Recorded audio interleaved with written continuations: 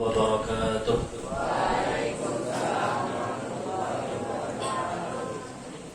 Bismillahirrahmanirrahim. Alhamdulillahilladzi asra bi'abdihi laylan minal masjidil harami ilal masjidil aqsa. Asyhadu an la ilaha illallah wahdahu la syarika lahul a'la. Wa asyhadu anna sayyidana wa nabiyyana Muhammadan abduhu wa rasuluh sahibus syafa'atil uzma.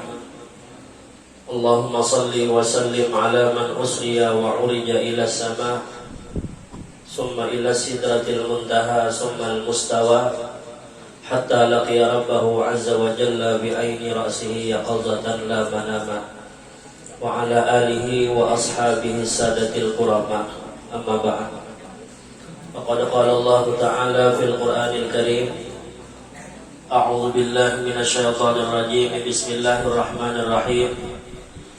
Subhanalladzi asra bi'abdihi laylan minal masjidil harami ilal masjidil aqsa alladzi barakna hawlahu linuriyahu min ayatina innahu huwas samiul basir. Wa qala an-nabiy sallallahu alaihi wa alihi wa sahbihi wa sallam, as-salatu mi'rajul mu'minin, atau kama qala Rasulullah sallallahu alaihi wasallam. Shadaqallahul azim wa sadaqa rasuluhul karim. Lika minasyahidin wa syakirin walhamdulillahi rabbil alamin. Yang sama-sama kita muliakan, kita hormati para alim ulama, guru-guru agama, tokoh-tokoh agama dan tokoh masyarakat. Wabil khusus yang mulia Guru Muhammad Sayyidi dan juga yang terhormat yang dimuliakan Kepala Sekolah SMPNK SMP 1 atau Badau dan seluruh Dewan Guru, siswa-siswi Sekolah SMP 1 atau Badau yang dirahmati oleh Allah Subhanahu wa Ta'ala. Alhamdulillah, puji dan syukur selalu kita panjatkan kehadirat Allah Subhanahu wa Ta'ala. Pada kesempatan ini Allah Subhanahu wa Ta'ala telah memberi taufik hidayah kepada kita semua. Bersama-sama kita dapat berkumpul di tempat yang mulia ini, memperingati daripada peringatan Isra wal Mi'raj baginda Rasulullah sallallahu alaihi wasallam, juga sekaligus memperingati daripada haul guru kita Al-Mukarram Kiai Haji Syekh Muhammad Zaini bin Abdul Ghani. Mudah-mudahan apapun yang kita laksanakan di hari ini tercatat sebagai amal ibadah di sisi Allah Subhanahu wa Ta'ala dan menjadi amal salih yang diterima oleh Allah Subhanahu wa Ta'ala, dan mudah-mudahan Allah meridai kita semua, dan mudah-mudahan Nabi kita Muhammad himau kepada kita seberataan. Amin ya rabbal alamin. Kejadian Isra wal Mi'raj Rasulullah sallallahu alaihi wasallam itu terjadi pada tanggal 27 Rajab tahun 621 Masehi, atau pada tahun 11 tahun kenabian, tahun diangkat Nabi sebagai Rasul. Kejadian Isra wal Mi'raj diabadikan oleh Allah kejadiannya tersebut di dalam Al-Quran. Dalam surah Al-Isra Allah berfirman, a'udzu billahi minasyaitonir rajim. Bismillahirrahmanirrahim. Subhanalladzi asra bi'abdihi laylan minal masjidil harami ilal masjidil aqsa alladzi barakna hawlahu linuriyahu min ayatina innahu huwas samiul basir. Subhanalladzi asra, maha suci Allah yang telah memperjalankan bi'abdihi dengan hambanya laylan, di waktu malam.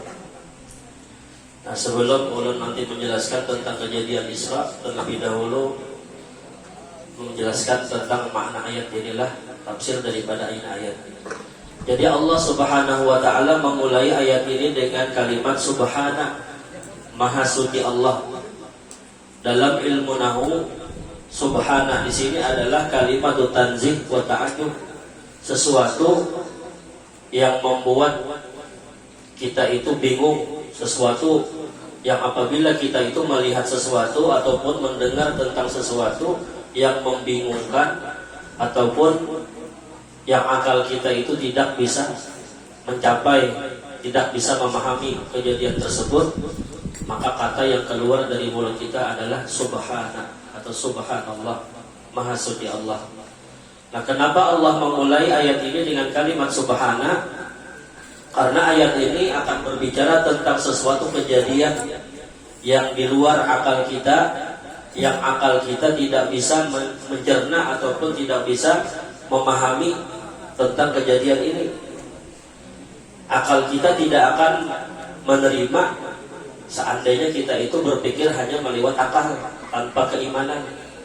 Jadi Isra wal Mi'raj ini hanya bisa diterima oleh keimanan. Dan di ayat ini pula Allah membawa kalimat alladzi asra, yang telah memperjalankan. Nah, berarti yang memperjalankan di situ bukan Nabi Muhammad sendiri yang berjalan, tapi Nabi kita Muhammad diperjalankan. Nabi kita Muhammad diisrakan. Artinya yang sebagai menjalankan itu adalah Allah. Nabi Muhammad hanya sebagai penumpang. Maksud kita adalah yang menjalankannya adalah Allah. Nah, apabila Allah nak bertugas, Allah nak ampun urusan, nah maka tidak ada yang mustahil. Jauh daripada kejadian Isra itu pun bisa terjadi apabila Allah nak memperjalankan. Makanya orang yang tidak percaya dengan Isra ini, maka ijma' ulama hukumnya kafir. Kenapa dikatakan kafir? Pertama, dia tidak percaya dengan Al-Quran. Al-Quran sudah menjelaskan Nabi itu benar adanya diisrakan. Dan yang kedua, sebab dia itu dianggap kafir karena orang yang tidak percaya dengan Isra sama hukumnya orang itu tidak percaya dengan Allah yang bersifat kudrat. Karena kejadian Isra ini adalah murni daripada kudrat dan iradatnya Allah Subhanahu wa ta'ala. Karena ini adalah mukjizat Nabi Muhammad. Siapa yang kada percaya dengan mukjizat, maka sama kada percaya lawan Allah yang bersifat kudrat, kada percaya dengan Allah yang bersifat iradat. Nah, begitu juga karamat, mukjizat itu sama. Apabila kita kada percaya, maka hukumnya kafir hukumnya. Nah, kemudian dimulai dengan kalimat subhana di sini. Selain ayat ini adalah menceritakan tentang kejadian yang di luar akal kita, juga kalimat subhana di sini kata ulama, kita di bulan Rajab ini disuruh untuk memperbanyak kalimat tasbih. Kalimat subhanallah itu sudah ada tasbih-tasbih yang disusun oleh ulama-ulama kita yang sudah kita amalkan setiap tahunnya. Itu di hari pertama sampai hari yang ke-10 tasbihnya adalah subhanallahil hayyul qayyum 100 kali. Kemudian 10 hari yang kedua mulai hidup 11 sampai hidup 20 subhanallahil ahadis samad 100 kali. Kemudian di hari yang ke-21 sampai akhir bulan Rajab itu adalah subhanallahil a'um 100 kali. Nah, jadi kita disuruh oleh Allah di bulan Rajab ini memperbanyak tasbih, memperbanyak puji-pujian kepada Allah Subhanahu wa ta'ala. Kemudian juga kenapa dimulai dengan kalimat tasbih ini? Waktu Nabi kita Muhammad diisra dan dimi'rajkan, ketika baginda Nabi kita Muhammad bertemu dengan Nabi Ibrahim alaihissalam di langit yang ke-7, Nabi Ibrahim berpesan kepada Nabi kita, perbanyaklah wahai Muhammad bertanam tanaman surga. Ujar Nabi Ibrahim, suruhlah umatmu itu memperbanyak daripada tanaman-tanaman surga.